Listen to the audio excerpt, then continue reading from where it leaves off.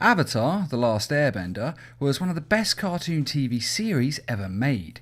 It was set in a world where people are born with the power to control different elements, either air, water, fire, or earth, though many are also born without these powers. And there is one person who is born with the power to control all four elements, and that is of course the Avatar. Now this is a being who is reincarnated into different bodies when he dies, and acts as the sort of spiritual leader of the world. And in the show, the current Avatar is Aang, who sets out with his friends to bring peace to a war-torn world and balance between the elements. And this group was known as Team Avatar. And this video is going to go over the possible Lantern Corps for Team Avatar. Now before we begin, for those who don't already know, Lantern Corps are organisations that have rings that give their wearers superpowers, and they are powered by different emotions. And in order to wield one of these rings, you have to have a strong connection to the emotion that powers it. And these different Lantern Corps are love, fear, avarice, will, hope, compassion, and rage. And there are also the Lantern Corps of the Black Lantern Corps of Death and the White Lantern Corps of Life. And the newest Lantern Corps of the Ultraviolet Light. Though no one knows exactly what emotion powers this particular Lantern Corps, it is believed to be shame. And with that out of the way, let's get on with it. Aang. Now Aang is the Avatar who is the bridge between the human and spirit worlds. He can suffer mortal injury and die, but when he does die, he's merely reincarnated into a new body. And he is the only one who can wield all four of the elements, marking him as the most powerful human on the planet. And as such, being in the White Lantern Corps of Life would make sense, as he is an eternal being and insanely powerful. But I think there is only really one choice for him, and that is of course the Blue Lantern Corps of Hope. As the Avatar is a symbol and inspiration to the world, they stand between the nations and ensure balance between the elements and between the humans and the spirits. Aang's job is literally to be a beacon of hope to the world and to protect those around him. And he has been doing it for centuries in literally hundreds if not thousands of bodies. And of course his personality is very much like those that the Hope Lantern Corps chooses. They are very spiritual and very into meditation, which is what Aang is all about. And Aang never gives up hope. Now, that being said, it is true that he originally ran away from his destiny when he found out he was the Avatar, and that's how he ended up getting frozen in a block of ice for a century. But this was a one-time knee-jerk reaction, and things just went wrong. He never actually planned to be frozen in a block of ice. And as soon as he gets out, he does go back to being the Avatar. It does take some help and a bit of a push from his friends for him to fully embrace this role, but when he does, he never loses hope again. Even when he's facing the Phoenix King on his own, even though he didn't even think he would win and would most likely die, he still went because he knew he had to be there, because he was the Avatar, and he had hope that in the moment he would actually be able to do it and find the inner strength to be evil, which he actually did, and in doing so he brought balance back to the world, just as he is supposed to. So for me, this one is a no-brainer. He just belongs in the Blue Lantern Corps of Hope. I mean, he just does, and you all know it's true. Katara.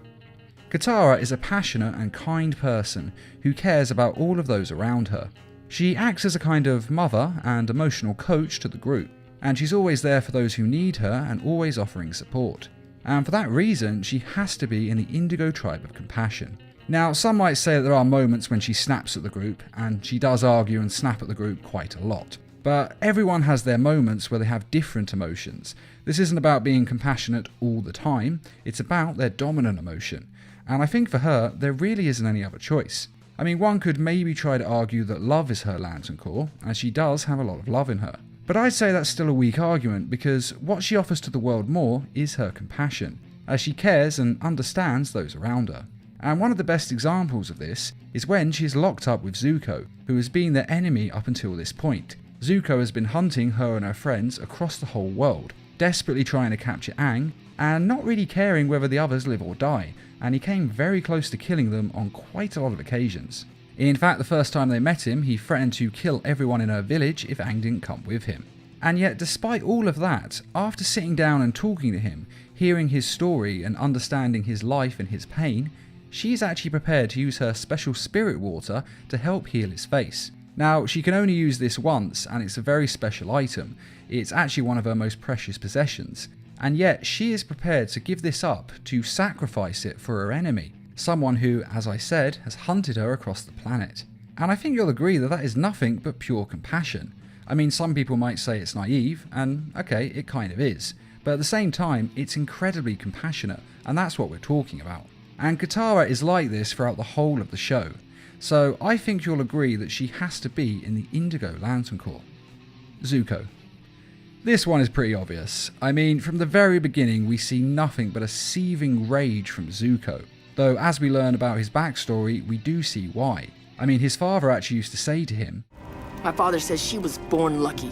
He says I was lucky to be born." Which pretty much shows that his father never cared about him, he only cared about his much more talented sister. Basically, there isn't any unconditional love there, there's quite a lot of conditions. He only loves the best. Now, to be fair, his mother did give him unconditional love, but then she died. Although, as we learn in the comics, she actually sacrificed her life to save Zuko's, and she actually wasn't dead, she was just sort of in hiding. But even so, Zuko then grew up without his mother and only had his father, and his father actually seemed to hate him even more, even forcing him to fight him in arena for no reason other than he'd annoyed him a bit in a meeting. And basically, he just wanted to beat his son up. And then when Zuko refused to fight his father as he loved him too much, his father then decided to burn off a portion of his face. I mean, this is some insane level of child abuse. But it doesn't end there. After this, his father decides to banish him and gives him an impossible task to achieve because he doesn't actually want his son to return. He is so ashamed of him, he just wants him gone. I mean, talk about adding insult to injury. So we not only see where Zuko's rage is coming from, but I think we can all agree that it is 1000% justified. Now, towards the end of his story arc in the show, he does kind of overcome this anger and learn to be a more calm and balanced individual. In fact, when he overcomes a lot of his issues with his father, he actually loses the ability to properly firebend, as it was his rage that fueled his fire. And though he does later find some new fuel for his power and stop being so dependent on his anger, I think that anger is still there, waiting below the surface and ready for him to call on it when he needs it. The only difference is that instead of the rage controlling him, he controls his rage. So even at the end, I think that rage is still there, and it still marks him as a Red Lantern Corps member. Now with that being said, he did overcome his rage, so you could argue that he's now in the Hope Lantern Corps, as Hope has pretty much been established as being the opposite of rage, at least in as far as the Lantern Corps mythos goes. So I will admit that Hope is a possibility for him at the end of Season 3.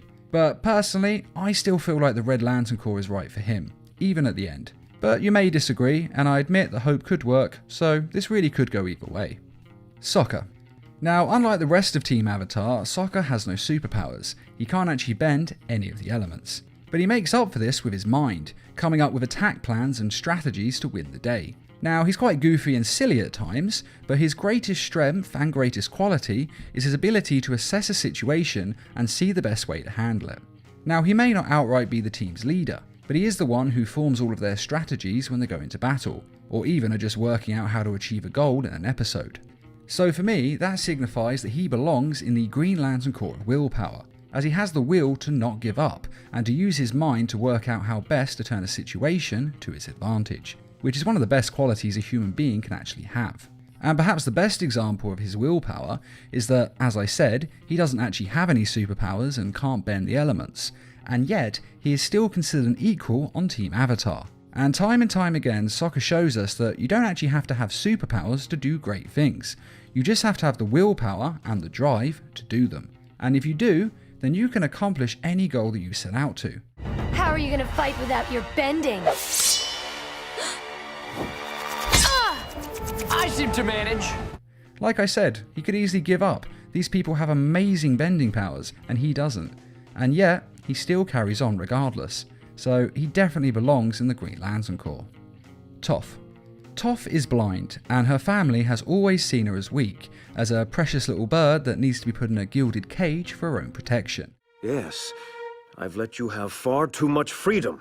From now on, you will be cared for and guarded 24 hours a day. And she hates this. My parents don't understand. They've always treated me like I was helpless. So she set out to be a badass, and let's face it, she does achieve this goal. But she also tries a little bit too hard to be strong and independent. But nevertheless, this tough and intimidating personality that she has does mean that she qualifies for the Fia Lantern Corps, especially when she's grown up. And let's face it, Toph would absolutely love the idea of being in the Fia Lantern Corps. And good guys have been in this corps before. I mean, in the main DC universe, both Wonder Woman and Superman have both wielded Fia Lantern rings, so it could work for her. But I think I'd rather see her in the Life Lantern Corps, as she was born blind, which is a perfect reason to not explore and travel. I mean, it's a golden excuse.